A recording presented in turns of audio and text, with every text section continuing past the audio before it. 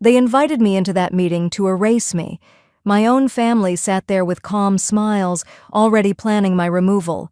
They judged me, whispered about me, and then told me to wait outside in front of everyone, as if I had no power left. What they didn't know was this: while they were celebrating my fall, every decision they were making was already meaningless. Minutes later, the room fell silent.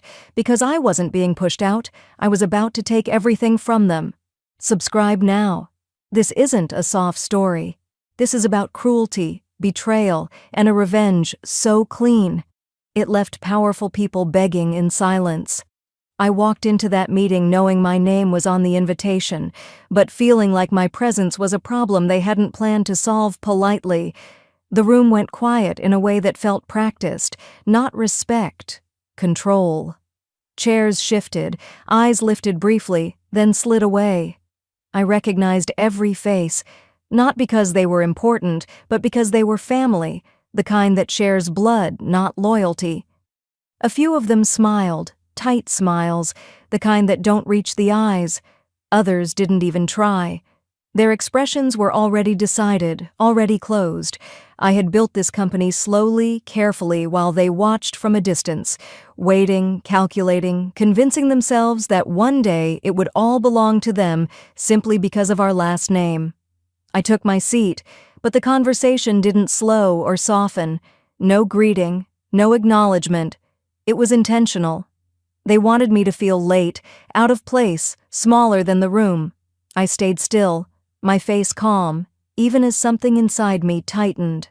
This wasn't a discussion, it was a performance, and I wasn't the lead. I was the target. I heard my name in whispers, followed by quiet laughter that stopped the moment I looked up.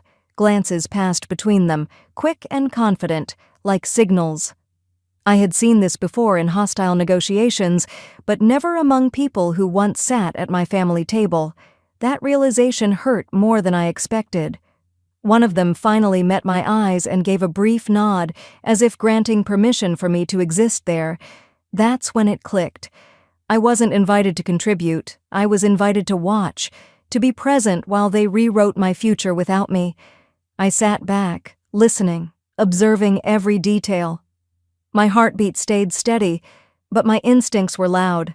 Something was wrong, quietly wrong. And whatever they had planned, it wasn't small. I didn't have to lean in to hear it. Their voices carried just enough to make sure I caught pieces of what they were saying, while still pretending it was none of my business. My name slipped between sentences like something unpleasant, a mistake, a delay, a problem that needed solving. They spoke in half-phrases and coded smiles, the way people do when they believe the outcome is already settled. They thought I was weak, not because I lacked skill, but because I didn't fight loudly, because I didn't interrupt or demand attention. In their minds, silence meant surrender. They mistook patience for fear, restraint for ignorance. I could see it in the way they leaned back in their chairs, relaxed, already enjoying a victory they hadn't earned yet. As the discussion continued, the plan became clearer. They weren't here to debate strategy. They were here to remove me, to push me out quietly, cleanly, without making it look personal. A change in leadership, a restructuring, words designed to sound professional while cutting me out of everything I had built. They spoke about the company as if I were already gone, as if my presence was temporary, insignificant. What hurt wasn't just the betrayal. It was the confidence with which they believed I had no power left. They assumed I'd exhausted every option, that I'd already lost control without realizing it. In their eyes, I was outdated, soft, replaceable. They believed all they had to do was finish what they'd started, and I would disappear without resistance. One voice guided the room more than the others, a relative who had always smiled the widest and envied me the most. Every suggestion came from them. Every subtle attack carried their tone. They framed it as concern, as responsibility, as what was best for everyone. But I knew that voice. I'd heard it growing up, always calm, always convincing, always hiding something sharp underneath.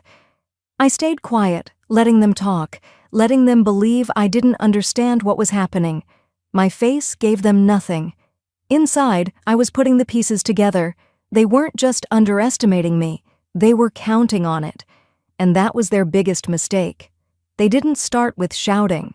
That would have been too obvious. Instead, they used smiles and soft voices, the kind that pretend to be respectful while cutting deeper than anger ever could. One of them interrupted me the moment I began to speak, not sharply, just enough to make it seem accidental. An apology followed, thin and unnecessary. The message was clear. My voice wasn't welcome. When I tried again, someone laughed. Quietly. Not at a joke, at me. Another relative leaned back and said something about experience and modern leadership, words chosen carefully to imply I had neither. They brought up old decisions, framed as concerns, dragging my past into the room like evidence in a trial I hadn't agreed to attend. Each sentence was polished, rehearsed, designed to sound reasonable while tearing me down piece by piece. I could feel eyes on me now, not curious, judging. Watching to see how I'd react, waiting for cracks. They spoke over me freely, correcting things I hadn't even finished saying. One of them summarized my own work back to me poorly, then looked around for approval. A few nods followed. That hurt more than the words themselves. What made it cruel wasn't just the disrespect, it was how public it was. Nothing whispered anymore. Every doubt about me was placed on the table like fact. They questioned my decisions, my authority, even my right to sit there. And all of it was done calmly, professionally, as if humiliation were simply part of the agenda. I realized then that this was intentional. They wanted me small, unbalanced, defensive. If I argued, I'd look emotional. If I stayed quiet, I'd look weak. It was a trap built by people who knew exactly how to hurt me without ever raising their voices. My hands rested still in front of me. I kept my posture steady. Inside, something cold settled in. Not fear. Clarity. This wasn't a misunderstanding. This was an execution, dressed up as a discussion. They weren't testing me. They were displaying me. And the more they pushed, the more certain I became that they believed this was already over. They were wrong. The room didn't explode. It tightened. Voices lowered, glances sharpened, and then came the sentence they had clearly rehearsed. It was delivered calmly, almost kindly, which somehow made it worse. One of them looked at me, not with anger, not with doubt, but with certainty. The kind that assumes authority without earning it. They said it would be better if I waited outside for a moment, just for clarity, just to let the others finish a few things. There it was. The final insult. Not hidden, not softened. Said clearly enough for everyone to hear. No one objected. No one shifted uncomfortably. A few avoided my eyes. Others watched closely, like spectators waiting to see if I would break. I felt it then, not embarrassment, not shock, but the sharp awareness of how far they were willing to go. This wasn't about efficiency or order.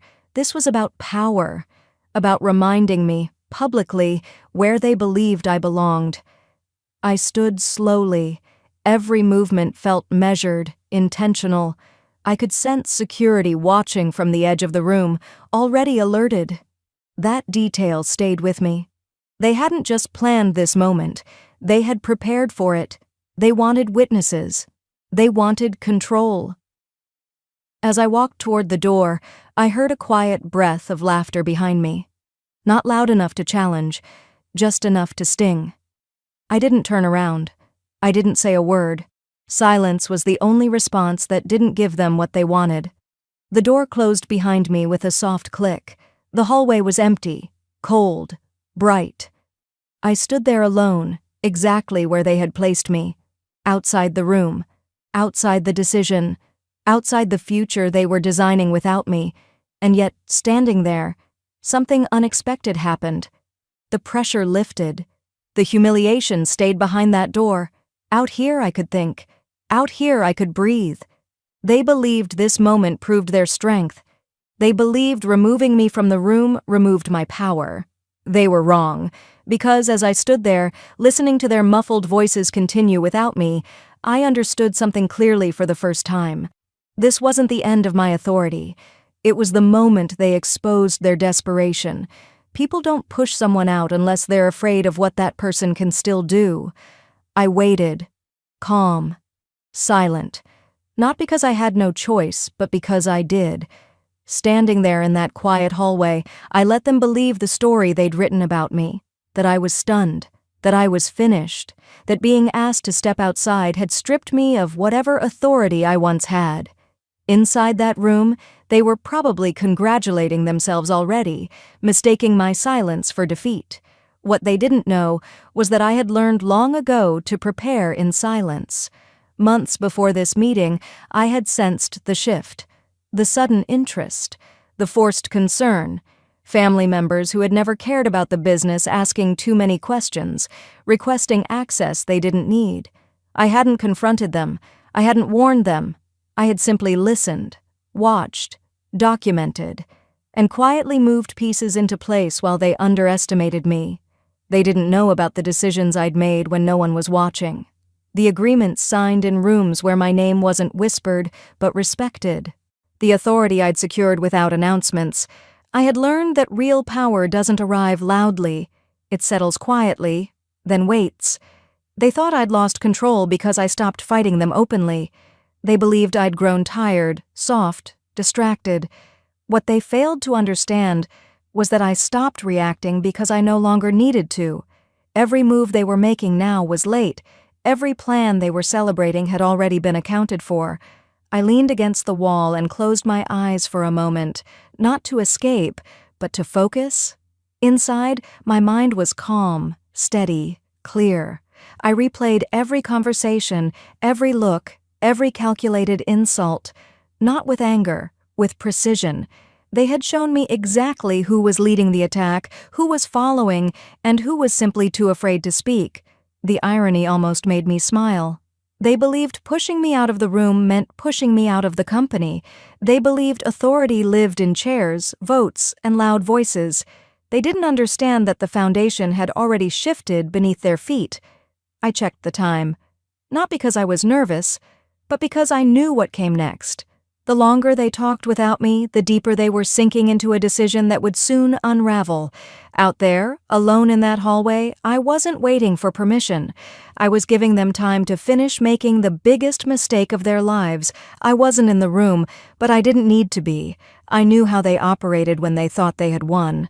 Confidence would turn careless, voices would grow louder, caution would disappear. People who believe they're untouchable always rush the ending.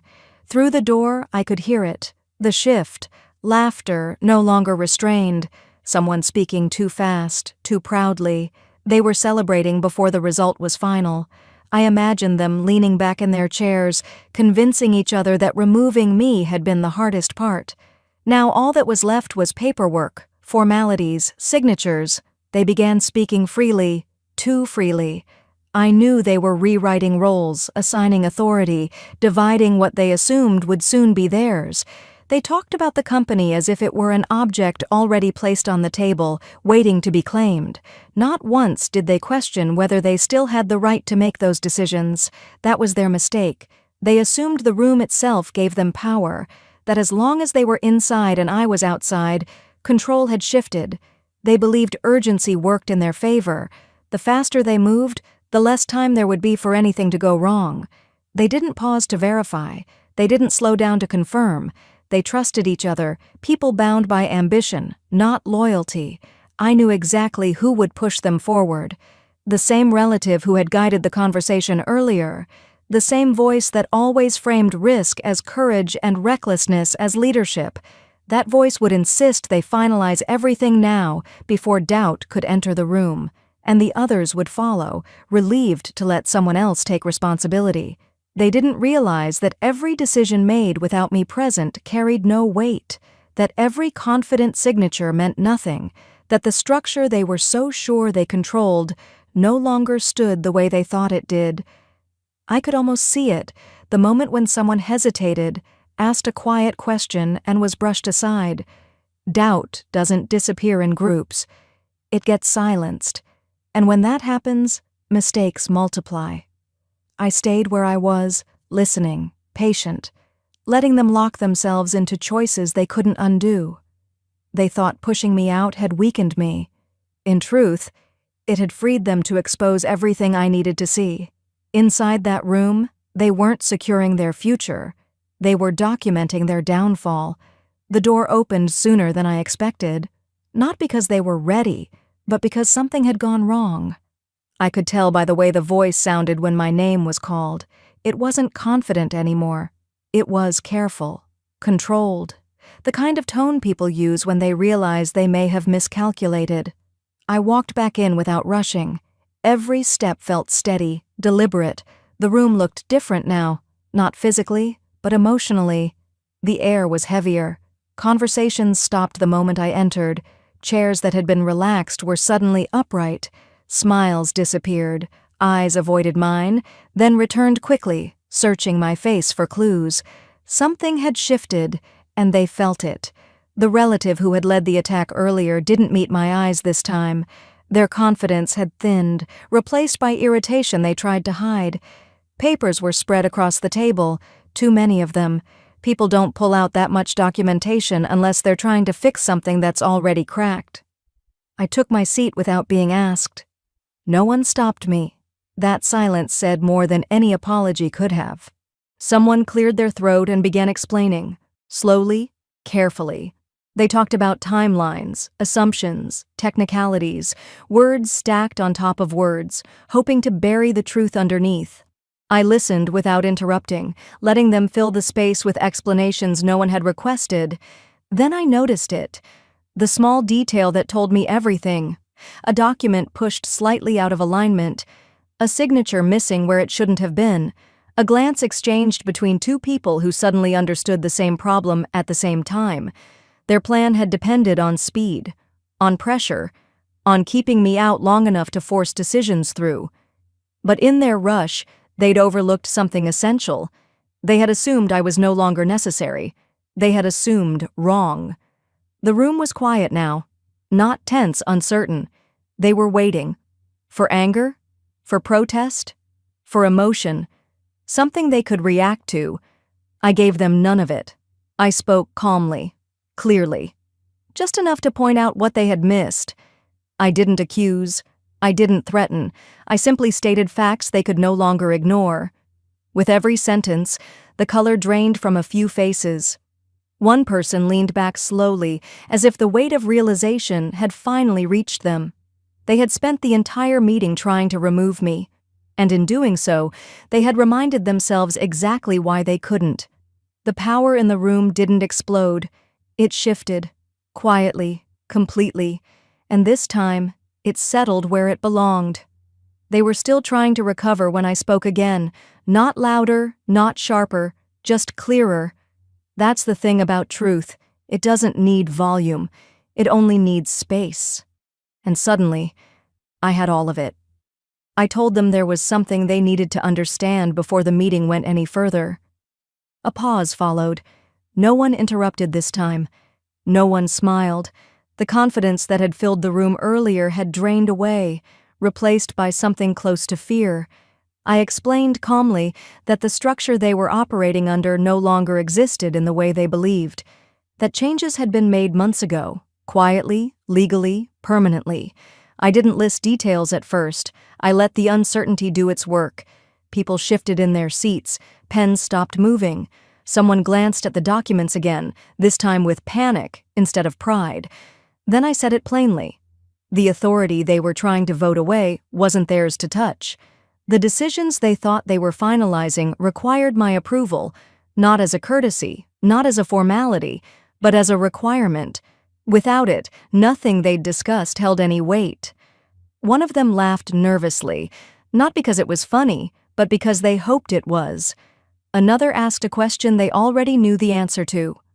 I watched the realization spread slowly, unevenly, like cracks forming in glass. Some understood immediately. Others resisted it, clinging to assumptions that had protected their arrogance until now. The relative who had led the attack finally spoke. Their voice was careful, almost gentle. They asked when these changes had happened. I met their eyes for the first time that day and answered without hesitation. Not recently, not in reaction to this meeting, long before they believed they needed to move against me. That was the twist they hadn't planned for.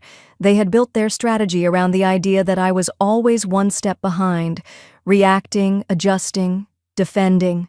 They never considered that I might have been ahead the entire time, that while they were watching me, I was watching them more closely. Silence returned, heavier than before. Not because there was nothing left to say, but because everything that mattered had already been said. They had underestimated me in every possible way, and now they were sitting in the consequences of that mistake. I didn't smile.